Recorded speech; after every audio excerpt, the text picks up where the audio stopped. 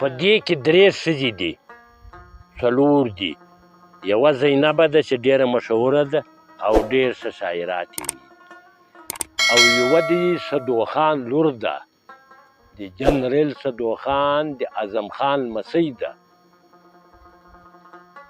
یوه د سیدال خان لور ده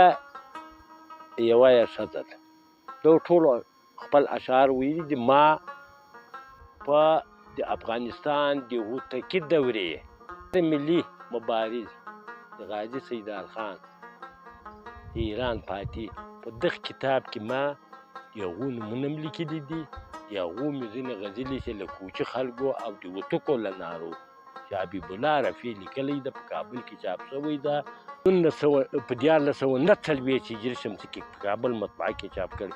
له هغه هم سره نقل شوي دي او څه له کوچیانو د ګوملې جخې چې هغه ځینې غزلې ما پکې درج کړې وي په دې کې د صدوخان لور چې وه بیبي زینبه چې وه هغه د میرویس خان نیکه لور وه ډېره تکړه او برجسته پوه ښځه وه هغه خپل له سختۍ هغه بیانات لیکلي دي زه به یو مثال درکړم لاره پې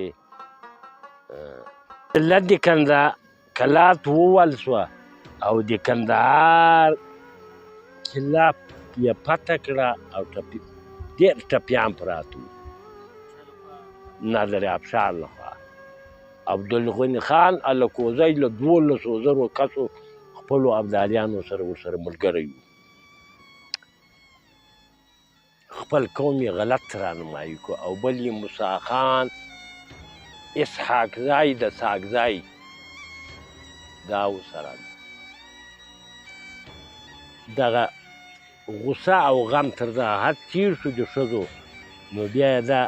حبیب الله رفیع په 40 مخ کې د وتکو نارو نومې کوچني کتاب کې په 40 مخ کې دا هغه ځای و درته یایم یی که زوره د خالق له لویه زوره چا لیدلې یې زینوبه وه نن تر سار وځي ټپیانو ته سرتوره ټپیان ډېر پراته وو که کله د کندهار ووهله سوه غمونه وو په دا سیدال خان پسې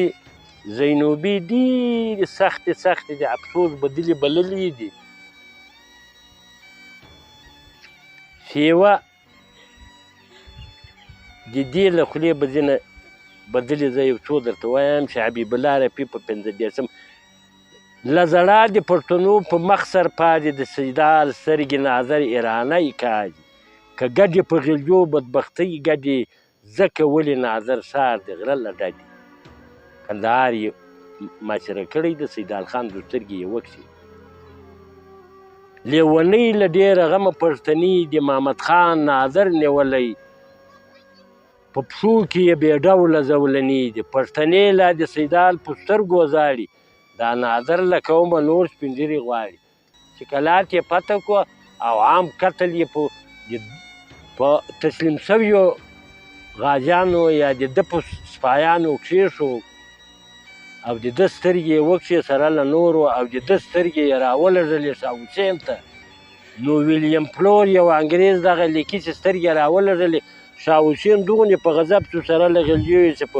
کله د کندهار کې څه ایراني وو کل سترګې ځینې وکړې ناظر ته یې حال ورکړو چې دا سترګې ټولې ما د ده غوښتلې دي دغه د دره دي نو په دې وخت کې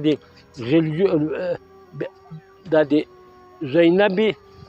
بدلې د صدوخان د لور بدلې او د سیدال خان د کور او د لور بدلې دا دلته له غوسې او خلک ډېر اوکه شوي دي ټپیان دي معاشره ده او مرګونه دي او سخته حالات نو بیا داسې زینبه څه یی له زمریانو شوې خالي د هېواد درکې نادر وکښې د سیدان مېړن یې سترګې دا په 15 مخ کې حبیب الله رفیع چې د وټکو لارې نومي کتاب کې لیکلي د زړه د پښتنو په مخ سرپاجي سترګې چې به ویشکې راتلې سترګې او هغه چې به لږ پاجې شوې بیا دا پاجې دغه له زړه د پښتنو په مخ سرپاجي د سیدال سترګې ناظر ایرانی کاږي ځینو خلکو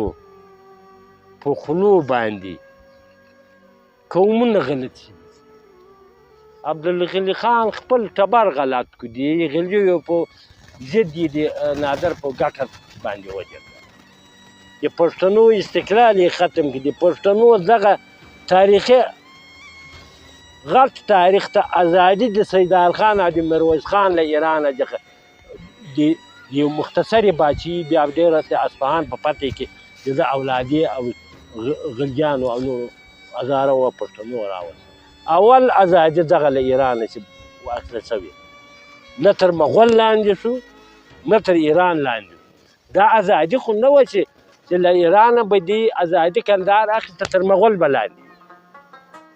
چې له مغوله به دې اخیسته تر کندهار به ایرانه به لاندې نه دا داسې ازادي وه چې نه تر مغول لاندې شو او نه تر ایران لاندې خپلې قربانۍ ورکړې پښتنو